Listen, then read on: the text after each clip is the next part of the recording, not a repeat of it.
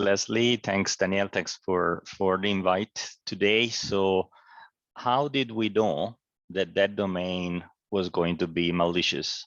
Because we told to Code9, we actually had in our thread feed about a month earlier. You know, what we do is a bit like weather forecast. We observe the whole internet on a daily basis, and we use some smarts of predictive analytics and some other behavioral analysis to come up with these predictions. And we call them predictions because 99% of the time, when we are sharing them, there is no content, there is no traffic to those domains. And we are able to already know that they will be malicious indeed in future. Today, about 99% of our indicators are unique. 80% of them cover an attack that others identify later. And in 61% of the attack, according to one of our customers, we are the only one that can provide an answer even months later. So technically speaking, this is a massive AI model that is looking at network features of those domains as they get registered, as they get changed, as they get modified, and predict based on their behavior how they will be used. Now, we are unable to say the specific type of maliciousness that, is it going to be phishing? Is it going to be malware? Is it going to be a botnet? We don't know that we cannot predict, but we can predict with a very high reliability. At the moment, our false positive rate is 0.05%, that they will be malicious or benign. We also do the allow lists and provide it to other security features like Code9 as a DNS resolver or anti-phishing filters or firewalls and the likes.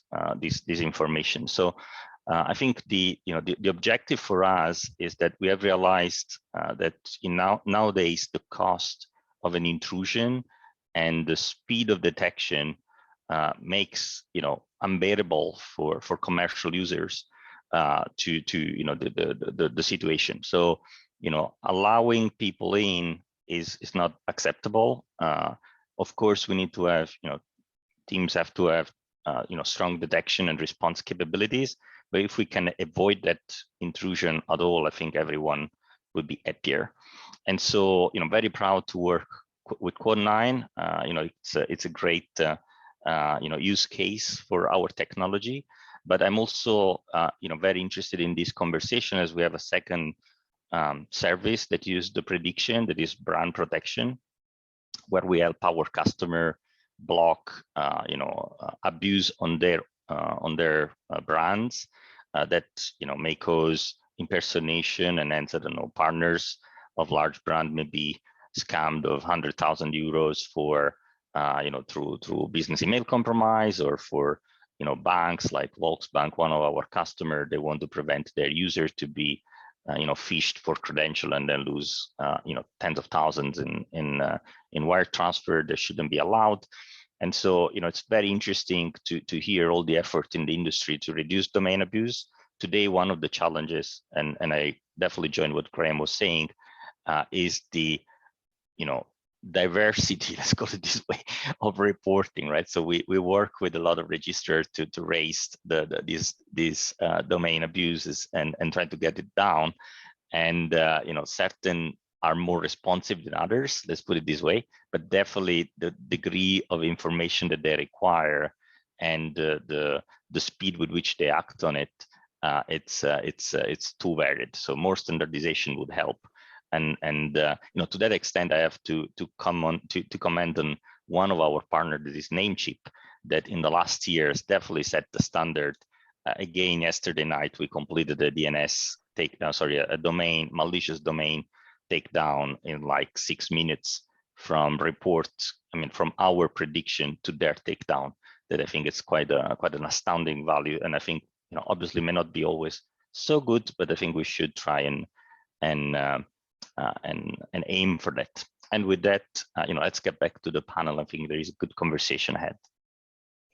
Great, thank you very much for that, Luigi. And indeed, let's get to some discussion. And I appreciate there have been a couple of questions that have come in the Q&A. and I'd like to get to them. But before we quite get there, Danielle brought up a point that, you know, March 11th, there's an expectation that the world may shift significantly in the internet. And, you know, not the only context in which we think we're headed one direction, all of a sudden we're headed another. We're still living the wonders of the pandemic. So I guess one question is, what does that kind of sort of tectonic shift do for in the world of predictive analysis? So I'm gonna take it maybe from my end first. So first of all, I'm gonna give you a couple of numbers, right? So every day we observe about 6 million changes in, you know, subdomains and domains that get scored by our systems. That release about 90,000 malicious FQDNs in our feed. I can tell you that about 60% of them activate more than 6 months later. Okay. That means that for 6 months they sleep, right? So for whoever has rules on the firewall that blocks, you know, newly registered domains or less than 30 days domains, I'm sorry, it's not very valuable. The malicious domain are much more like wine. They tend to age, and you know, everything that is very easy to detect, you know, maybe script kiddies can be blocked, or young people trying, and security researchers. But unfortunately, the criminal gangs, they're very well organized nowadays. They have very good DGA engines and other scripts. You know, our systems sometimes actually tend to how to say, reverse engineer some of these algorithms, right, and give us the behavior. And it's quite interesting to see how complicated the matter is. But to the point, I don't think the March 11th thing is going to be a big change. You know, if they disconnect Russia, you know, if anything, Russia will be disconnected from the world as well. So there will be maybe a slightly different perspective of who is going to be the criminal profile. But you know, most of the attack don't come from Russia ASNs or Russia.ru domains. So you know, we should be a little bit more sophisticated. You know, most of the attacks are coming from, you know, cloud operators where the VPS are being loaned to criminals, and you know, those may be in China, those may be in Thailand, maybe everywhere. So I'm not personally, you know, buying that this will be a big change for us. Unfortunately, you know, most of the criminality is commercially driven. So